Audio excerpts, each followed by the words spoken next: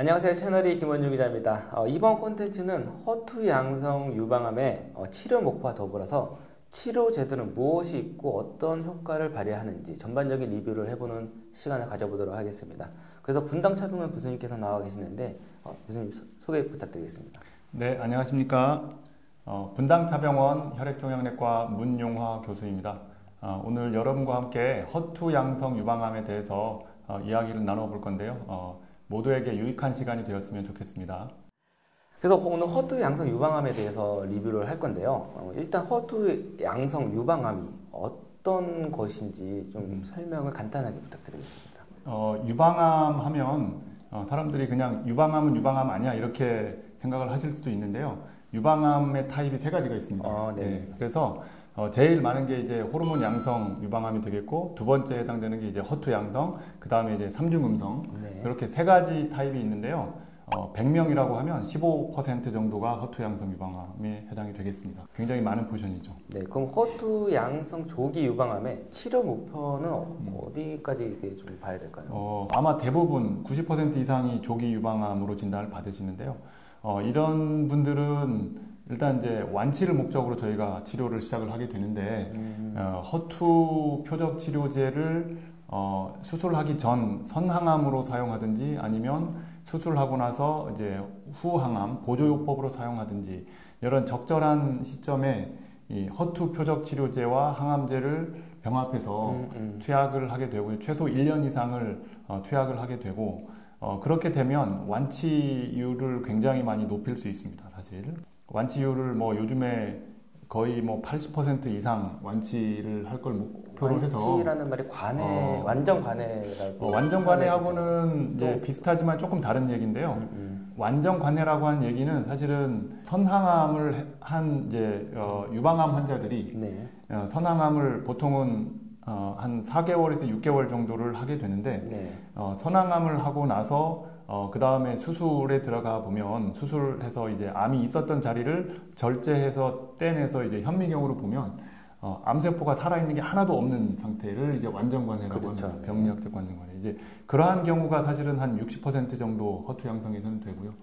이제 그러한 사람들이 많으면 높으면 높을수록 이제 그 사람들은 재발하지 않을 가능성이 많기 때문에 완치율을 높일 수가 있는 것이고요. 그래서 일단 첫 번째는 그런 이제 병리학적 완전관해율을 높여라. 이게 첫 번째 치료 목표가 되겠고, 병리학적 완전관해가 된 환자든 아니면 되지 않았던 환자들도 둘 다 마찬가지인데, 그 이후에도 어쨌든 재발률은 남아있기 때문에 그 재발률을 낮추기 위해서 어떤 약이든 이제 적절한 표적 치료제 또는 뭐 항암제를 써서 그 재발할 수 있는 퍼센트를 가능하면 낮추는 게 치료의 목표라고 할 수 있겠습니다. 지금 이제 끝에 좀 말씀해 주셨는데, 그 재발을 낮추고 완치율을 높이기 위해서 연장 치료할 수 있는 이 방법을 조금 더 깊게 설명해 주셔도 좋을 것 같아요. 그래서 제가 표준 치료를 조금 더 말씀을 드릴게요. 그래야지 그 이후 치료에 대해서 이해가 되실 것 같은데, 이 유방암 진단을 받으시고 허투 양성 유방암이다라고 타입을 딱 이제 진단을 받으셨습니다. 그러면 이 바로 수술을 할 거냐 아니면 선항암을 먼저 할 거냐라는 걸 이제 결정을 하셔야 되는데, 그때는 이제 유방암 크기와 그 이 겨드랑이 림프절의 전이가 있느냐 없느냐를 가지고 결정을 하게 되는데요. 이 기준이 보통은 뭐 종양 크기가 2cm가 넘거나 또는 림프절 전이가 있으면 이 환자들은 재발의 위험이 조금 높고, 그리고 바로 수술을 하는 것보다는 선항암을 한 4개월 정도를 하게 되고요. 어떤 표적 치료제와 일반 세포독성 항암제를 병합해서 우리가 쓰는 그 표준적인 레지멘이 있습니다. 그래서 그 항암제를 쓰고 나서 수술을 하게 되고, 그리고 나서 병리학적 완전관해가 된 환자들은 기존에 썼던 선항암제가 효과가 굉장히 높다라고 우리가 판단을 해서 그 항암제를 그대로 이 후항암까지 이어서 쓰게 되는 것이고요. 1년을 채웁니다. 그 기간이. 총 기간이 1년이에요. 근데 만약에 완전관해가 되지 않고 살아있는 암세포가 발견이 됐어요. 수술을 해서 잘라서 봤더니 현미경으로 보니까 세포들이 많이 죽었지만 아직 살아있는 세포가 남아있어요. 이런 경우를 병리학적 완전관해가 아니다라고 얘기를 하고요. 그런 경우는 어떻습니까? 지금까지 썼던 항암제가 어느 정도 효과는 발휘했지만 이게 완벽하지는 않다, 이렇게 생각을 할 수 있거든요. 그러면 그 환자들은 다른 약을 가져와서 이 보조 항암 치료를 하게 되는데 뭐 그런 약제 중에 이제 지금 쓰일 수 있는 약이 뭐 캐사일라 같은 약이 있습니다. 예, 캐사일라의 그 임상 연구가 뭐 최근 몇 년 전에 이제 발표되면서 이렇게 병리학적 완전 관해가 되지 않은 환자들이 효과가 아주 좋다라고 증명이 되었기 때문에 그 환자들은 캐사일라를 한 1년 정도, 뭐 정확히 말씀드리면 14사이클을 사용하게 되면 그 이후의 재발률을 많이 낮출 수 있다. 이렇게 되어 있습니다. 그래서 대개 1년 정도 치료하는 거, 이게 이제 선항암하고 후항암을 포함해서 제가 이제 1년이라고 우리 환자분들께도 말씀을 드리고요. 만약에 이제 종양이 아까처럼 2cm 또는 이제 림프절 전이 이런 게 없어요. 그러면은 이분들은 조기 유방암 중에서도 더 많이 이제 낮은 병기다. 네. 재발률이 조금 더 낮고 수술을 바로 하는 것도 뭐 가능하겠다라고 판단을 하는 그런 이제 크라이테리어이기 때문에 그분들은 바로 수술을 들어가는 경우가 많고요. 그럼 수술을 하고 나면 이분들은 이제 허투 양성 유방암이잖아요. 그러면은 재발을 막기 위해서 또 뭔가의 이제 보조 치료가 필요한데 그때 이제 허투 표적 치료제와 일반 세포독성 항암제가 같이 들어가야 되는 겁니다. 그 기간도 한 1년 정도 걸립니다.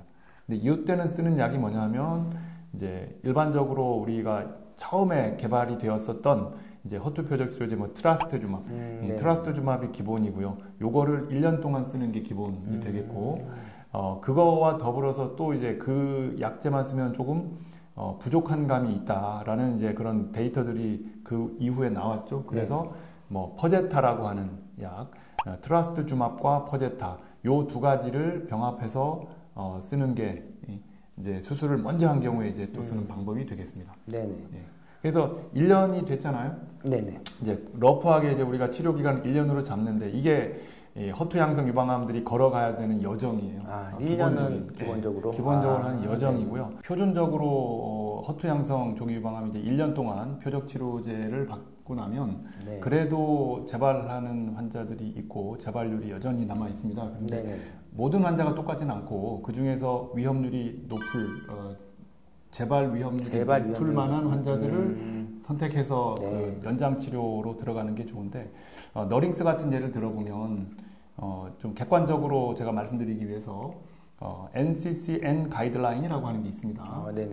거기에서는 어떻게 하라고 되어 있느냐면요, 허투 양성 유방암이면서 재발 위험이 높은 환자들은 너링스 1년 연장 치료를 할 수 있다 이렇게 얘기는 하고 있고요. 그러면 재발 위험이 높은 환자는 어떻게 우리가 선별할 수 있겠느냐? 그렇죠.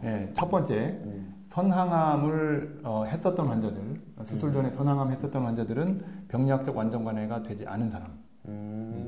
두 번째, 선항암을 하지 않고 바로 수술하는 사람들이 있겠죠? 그러면 조금 작아서. 근데 그 사람들은 수술을 해봤더니 림프절 전이가 있는 사람들. 그렇게 크게 두 가지로 나눠 줄 수가 있고요. 근데 거기서 추가적으로 저는 개인적으로 이런 경우까지 생각을 합니다.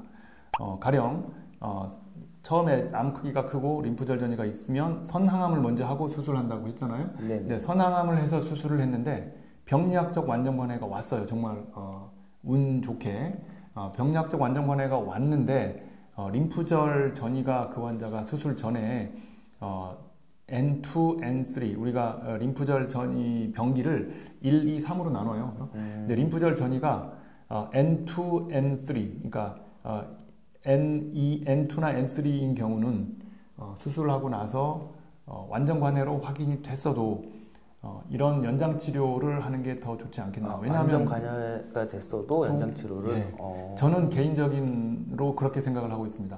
NCCN 가이드라인은 아까 말씀드린 두 가지 경우고요. 추가적으로 저는 이런 환자들도 재발 위험이 높다라고 판단이 되기 때문에 이런 연장 치료를 하는 게 도움이 될 거다라고 저는 개인적으로 생각하고 있습니다. 그래서 치료제들이 어떤 게 있는지 조금 더 풀어서 좀 설명해 주시면 좋을 것 같아요. 첫 번째는 이제 트라스트주맙이라고 하는 약. 요 약은 1990년대에 처음으로 나온 이제 허투 표적 치료제고요. 뭐 사실은 저는 제가 개인적으로 생각하기에는 이 약은 노벨상을 줘야 됩니다. 그만큼 허투 양성 유방암들의 생명을 전 세계에서 많이 구한 약이라고 할 수 있고요. 그 약이 어쨌든 기본으로 들어가는 것이고요. 허투를 억제하는 약이고, 그리고 나서 이제 이 약이 또 모든 재발을 막을 수 있고 모든 또 전이성 허투 양성 유방암을 다 치료할 수 있는 건 아니기 때문에 그렇죠. 내성도 생기고 이제 차츰 나오게 되는데 뭐 캐사일라라고 하는 약제도 나왔고요. 그 다음에 또 타이커브라고 하는 약이 있는데요. 요거는 소분자 물질이라고 해서 이 약이 세포 안으로 쏙 들어가요. 쏙 들어가서 그 암세포 안에서 어떤 이 암 신호가 전달이 되는 허투라고 하는 이 암 신호가 전달이 되는 경로를 이제 완벽하게 차단을 해서 이제 또 암세포를 죽이는 또 타이커브 같은 약이 있고요. 그리고 아까 말씀드린 이제 퍼제타는 뭐냐면 트라스트주맙하고 작용 기전이 비슷한데 이거는 단클론 항체라고 해서 네. 세포 밖에서 허투가 발현된 유방암을 찾아가서 이렇게 이 부착돼서 바인딩해서 암세포를 죽이는데 트라스투주맙하고 퍼트주맙 이 퍼제타가 사실은 기전이 비슷한데 다릅니다. 비슷하지만 달라요. 그러니까 허투라고 하는 이 수용체에 달라붙는 부위가 달라요. 여기 이게 만약에 허투라고 하면 만약에 이 트라스투주맙은 요 바깥쪽에 이렇게 주로 붙는데 이 퍼제타는요 이 수용체가 세포하고 붙어 있는 요 거의 그 근처에다가 이렇게 붙기 때문에 그러니까 아주 미세한 차이인데 이 과학자들이 이런 걸 알아냈어요. 그래서 두 개의 약을 혼합해서 쓸 때 효과가 최대로 나타난다라고 해서 우리가 현재는 쓰고 있는 방법이 두 가지 약제를 같이 병합해서 쓰고 있는 겁니다. 네. 사실 제가 지금 말씀드린 약은 우리나라에 거의 사용을 하고 있거나 들어올 직전에 있는 약들이고요. 뭐 너링스 같은 약도 있죠. 뭐 이런 약이에요. 너링스는 아까 이제 제가 두 번째인가 말씀드렸던 타이커브 같은 게 있죠. 타이커브는 세포 속으로 쏙 들어간다고 했잖아요. 네. 소분자 물질이라고 하는데 세포가 있으면 세포 밖에서 작용하는 게 아니고 세포 안으로 들어갈 수 있어요. 소분자 물질. 그래서 이 허투라고 하는 시그널이 세포 안으로 들어오는 거를 이제 차단을 해주는 거예요. 세포 안에서. 네네. 그 타이로신 키나제라고 하는데 그 부분을 억제를 해서 암세포가 막 이렇게 분열을 하고 전이 되고 이런 걸 막아주는 건데 이런 약들이 현재 우리나라에서 쓰일 수 있는 이제 허투 표적 치료제다. 좀 굉장히 많죠. 많아서 사람들이 많아서 사람들이 이제 그 많은 약 중에 왜 또 새로운 약을 개발을 해야 되냐. 그렇죠. 이런 얘기를 하시는 교수님들도 계세요. 사실은 이 유방암 치료를 전문으로 하지 않으시는 교수님들도 계신데 사실은 유방암 치료를 하는 저 같은 이제 유방암 의사의 입장에서는 아직도 배고픕니다. 그렇군요.